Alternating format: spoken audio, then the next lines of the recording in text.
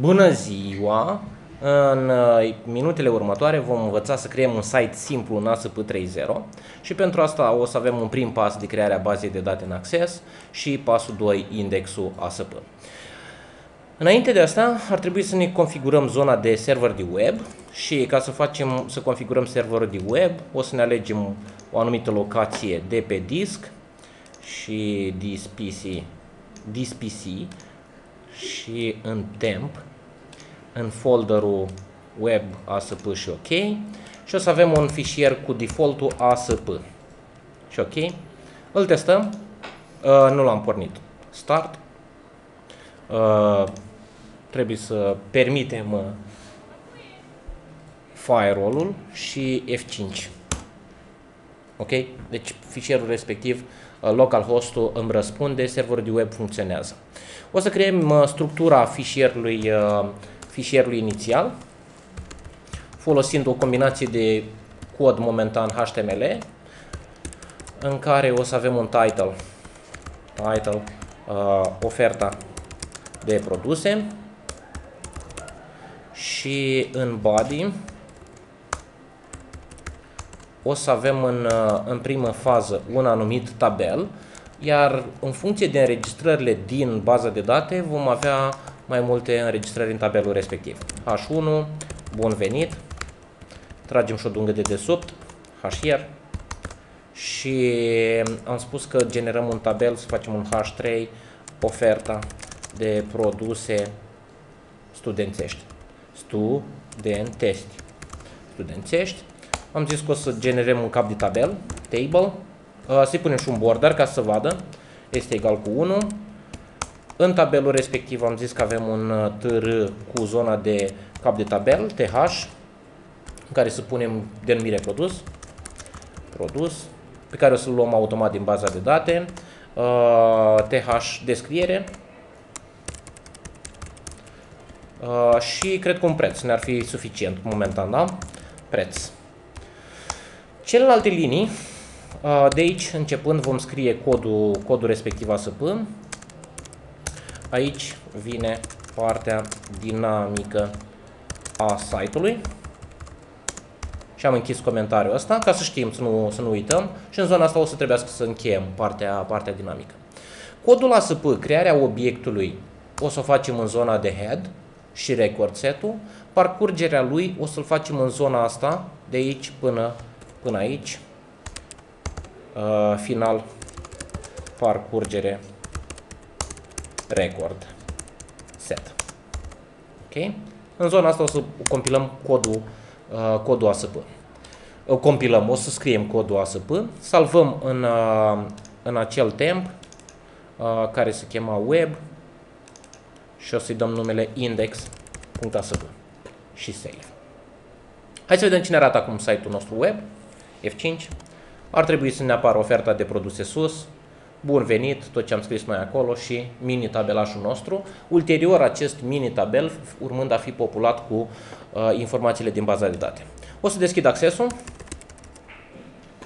Eu am o versiune de Access 2013. Aici e o mică problemă, că în funcție de Access-ul pe care îl utilizăm, o să trebuiască să folosim diferite conexiuni la baza de date. Baza de date o să salvez în același folder cu site-ul web. Sigur, nu se recomandă lucrul ăsta, dar din rațiuni doar educaționale simple, web, o să creez un nou folder BD, iar în el o să fac DB sau BD magazin, cum să denumesc? BD magazin. Și OK, create. O să creăm niște înregistrări simple. Tabela asta o să intru în Design View și o să fie TBL produse. În tabelă ar trebui să avem un ID absolut obligatoriu, denprod, denumirea produsului respectiv de tip text, descriere, tot de tip text, nu o să scriem foarte mult, unitate de măsură, putem să mai punem tot de tip text, stock, ar trebui să avem și un stock care ar trebui să fie number, iar la number-ul ăsta o să-i spunem decimal, că dacă avem cumva produse farmaceutice, să poată să pună și cu virgule și cu mai puține virgule și așa mai departe, și preț înregistrare, care să fie tot de tip number, tot de tip double și double. Ok, cam asta ar fi momentan.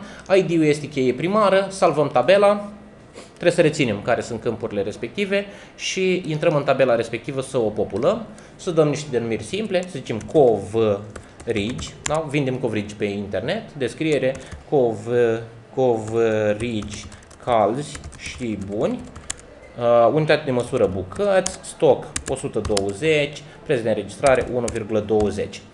Mai departe, ce să mai punem? Eugenia, astea sunt bis cu IT cu KKO, tot bucăți. Ăștia sunt la pachet, de fapt, dar punem la bucăți, 75, astea sunt mai scumpe, nu? 2 lei, biscuiti, o bisnuiti de post. Ăștia sunt la kilogram, că trebuie să mănânci consistent, zicem că avem vreo... Câte kilograme? 25 de kilograme avem și kilogramul de biscuiți 5 lei și 15 și să zicem că ne ajunge momentan câte produse avem în baza de date. Dacă vrem să reliefăm ideea cu stocul, adică în așa fel încât să nu afișăm produsele care au un stoc cât mai mic, chiar dacă putem merge pe acel principiu ai, n-ai, dai, putem să facem o regulă în care să filtrăm chestiile astea. Hai să spunem stocul va fi 5 și pentru produse care sunt mai mic decât 10 în stoc să nu le afișăm în web. În regulă? Deci nouă o să ne rămână în web doar 2 înregistrări acolo. Ok, deci după ce am creat baza de date și am populat cu câteva înregistrări, trebuie să trecem la crearea conținutului dinamic, iar pentru conținutul dinamic o să lucrez tot în același fișier și o să inserez în prima parte, în head, crearea obiectelor de tip conexiune și record set. Codul ASP îl specificăm prin simbolurile respective. Primul pe care îl creăm este obiectul de tip conexiune. O să folosim întâi set ocon, o să-l botezăm pe el, este egal cu server.create object de tip ADODB.connection. Da? Creăm un obiect pe server de tip ADODB connection. După care acest obiect trebuie să-l conectăm la baza de date după o anumită sintaxă pe care ați observat cât de repede am scris-o și anume trebuie să-i spunem numele obiectului respectiv, ocon.open și să specificăm tipul driverului și numele fișierului. Numele fișierului era în bdmagazine.accdb, este extensia pentru fișierele de tip Access 2010-2013. Mai avem o problemă că driverul instalat pe calculator putem să-l găsim în Administrative Tools. Trebuie să vedem exact cum se cheamă driverul respectiv, în ODBC Sources.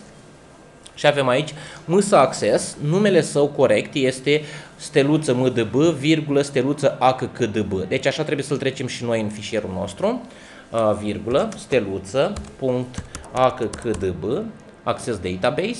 Numele fișierului l-am dat, iar acest server map-path este cel care preia valoarea acestui câmp de aici. Asta este calea site-ului nostru și ea este preluată în mod automat prin această variabilă. Deci am creat obiectul de tip conexiune. Pasul următor este să creăm obiectul de tip record set, care se creează oarecum în același stil. Set ORS, o să-l botez eu, este egal cu server.create object de tip, de data aceasta va fi de tip adodb.recordset. Acest obiect record set trebuie să-i stabilesc conexiunea către baza de date ca să pot să-l populez. ors.activeConnection este egal cu numele obiectului conexiune care l-am creat mai sus, ocon. După care trebuie să populez acest record set cu înregistrări din baza de date, dar trebuie să pun și acea regulă că stocul să fie mai mare sau egal cu 10. ors.source este egal cu și trebuie să scriu interogarea SQL, select steluță, o să iau totul din baza de date, from tabela tbl produse, se chema, where stock este mai mare decât 10. Și în felul ăsta eu obțin doar înregistrările care au un stoc ok. ORS .open. Trebuie să deschid acum acest record set pentru interogări și pentru a-l parcurge în partea de jos. În regulă? Parcurgerea record setului se realizează cu ajutorul funcției while, secvenței while, care presupune parcurgerea linie cu linie a record setului, începând cu prima linie până la ultima. În această declarație spune că atâta timp cât nu este sfârșitul record setului nostru, pentru fiecare linie din tabel se generează o nouă linie în tabelul nostru din pagină, iar în liniile respective vom construi celule de date, TD, care vor conține înregistrările din baza de date. Pentru a scrie valoarea din baza de date a unei celule dintr-o înregistrare, vom folosi formatul ors.fields.item cu valoarea exact a câmpului din baza de date. Pentru denumirea produsului vom folosi denprod.value. Pentru celelalte valori vom genera câte o nouă căsuță și avem descriere și preț înregistrare.